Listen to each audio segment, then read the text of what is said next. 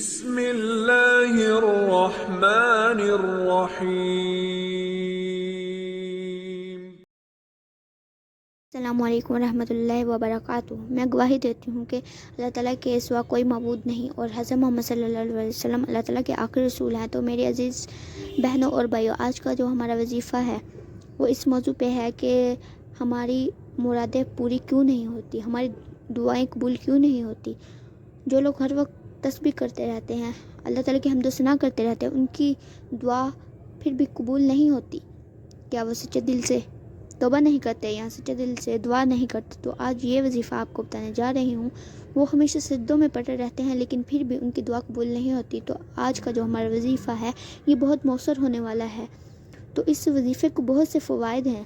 اس فوائد کو جاننے کے بعد آپ کی ہر مراد پوری ہوگی، آپ کی تمام حاجات پوری ہوں گی انشاءاللہ، اور آپ کو اس سے آپ کے گھر میں اتنا رزق آئے گا کہ آپ کے ہمسائے بھی کھائیں تو وہ کم نہیں پڑے گا۔ تو جو لوگ یہ ٹینشن میں رہتے ہیں کہ ہماری دعائیں قبول کیوں نہیں ہو رہی، ہم اتنی نمازیں پڑھتے ہیں، ہم سب کچھ کرتے ہیں لیکن ہماری دعائیں پھر بھی قبول نہیں ہو رہی، ہماری حاجات پوری نہیں ہو رہی، تو آج کا یہ وظیفہ ان کے لیے بہت مؤثر ثابت ہونے والا ہے۔ تو فرینڈ، ویڈیو کو آخر تک ضرور دیکھیے گا۔ تو آج کے جو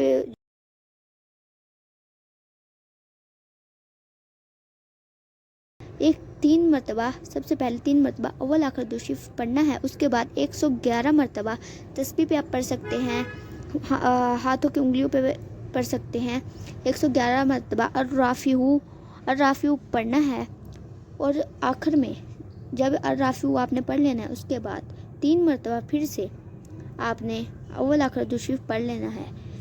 اس کے بعد آپ نے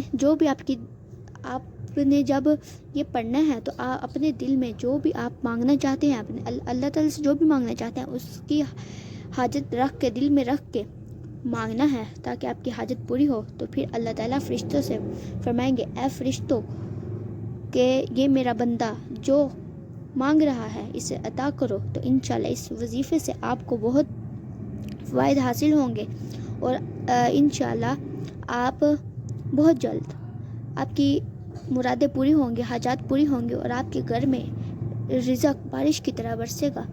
اور ایسی ویڈیوز کے لیے ہمارے اسلامک چینل کو سبسکرائب کریں اور بیل آئیکن کو ضرور دبائیں۔